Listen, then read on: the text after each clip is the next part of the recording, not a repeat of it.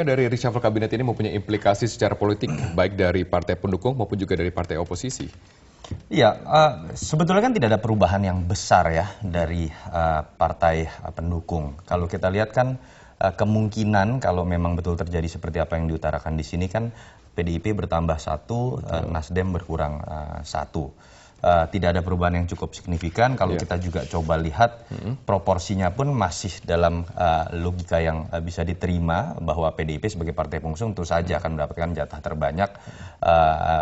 Nasdem juga katakanlah tetap memiliki 4 menteri kalau kita hitung di situ ada Jaksa Agung. Jadi sesuatu yang tidak mengubah secara drastis logika publik seperti apa yang pernah ditampilkan dalam beberapa bulan sebelum pada saat membentukan kabinet. Jadi menurut saya seharusnya tidak ada perubahan yang cukup drastis dan memang kita juga sudah melihat ya karakter dari perombakan kabinet dalam pemerintahan SBY pun biasanya dalam setahun pertama itu tidak atau setahun 2 tahun pertama itu tidak akan mengubah secara drastis menteri parpol. Kalau kita lihat misalnya sejarah SBY 5 kali melakukan reshuffle, pertama kali dilakukan 5 Desember 2005, tidak ada menteri parpol yang diganti.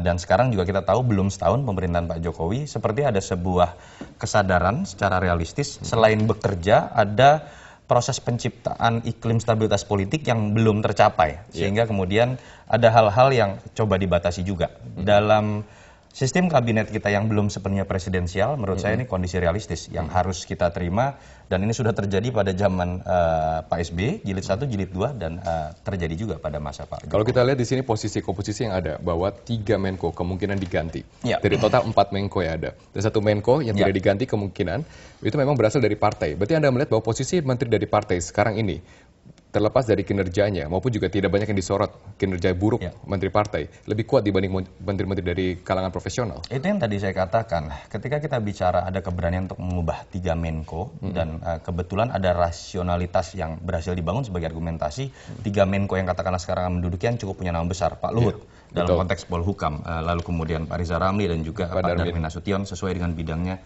masing-masing dan ada pertanyaan kenapa Puan tidak dievaluasi juga. Saya tidak tahu apakah memang ada evaluasi sebetulnya terhadap menteri-menteri parpol, tapi hipotesa dan pengalaman sejarah membuktikan kabinet yang akomodatif seperti ini itu pasti di awal-awal tahun pemerintahannya itu akan lebih membentengi menteri-menteri parpol karena alasan stabilitas politik tadi. Oke, Mas Firmansyah, kita lihat tadi satu posisi yaitu Menko Perekonomian Pak Darmin Nasution. Oke lah, sudah bisa dikatakan mendapatkan respon positif dari masyarakat. Lalu bagaimana dengan Menteri Perdagangan yang akan dijabat oleh Thomas Lembong?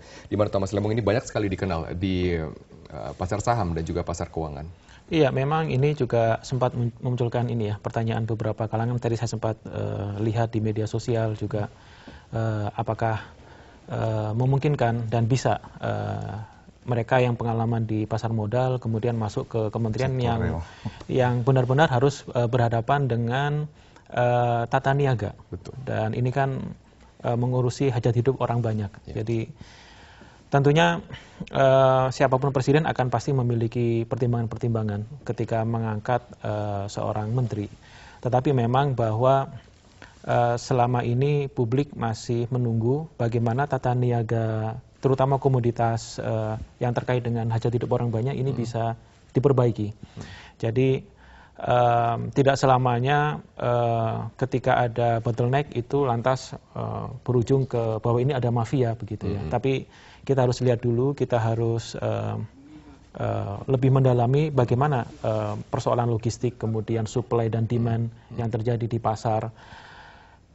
Sebenarnya yang diinginkan oleh market dan pelaku dunia usaha di kondisi yang lagi melambat ini adalah bagaimana pemerintah dan dunia usaha bekerja bersama-sama.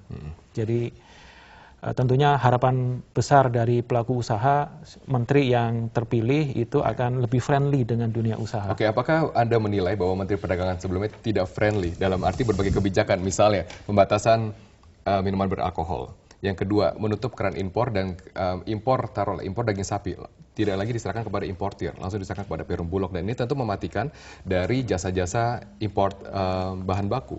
Iya, yang terpenting pertama adalah apapun kebijakan itu harus didasarkan pada perhitungan yang cermat ya, karena keputusan membuka dan menutup keran impor itu berimplikasi tidak hanya dari sisi konsumen, tapi juga dari sisi pelaku usaha. Jadi kalau impor ditutup, sementara demand itu sangat tinggi, kita nggak bisa bicara bahwa itu ada mafia, tapi secara ekonomi pasti harga akan naik, begitu ya. Nah, ketika impor ini dibuka, otomatis harga bisa turun. Nah, sampai seberapa turun? Ini harus ada hitung-hitungannya. Oke, baik. Jadi saya rasa kalkulasi yang kurang matang ya. Jadi saya rasa ya siapapun yang diberikan, entah itu Bulog, entah itu pengusaha, harus didasarkan pada perhitungan yang matang. Oke, baik. Ditahan dulu Mas Firmansyah dan juga Mas Yunarto, kita akan melihat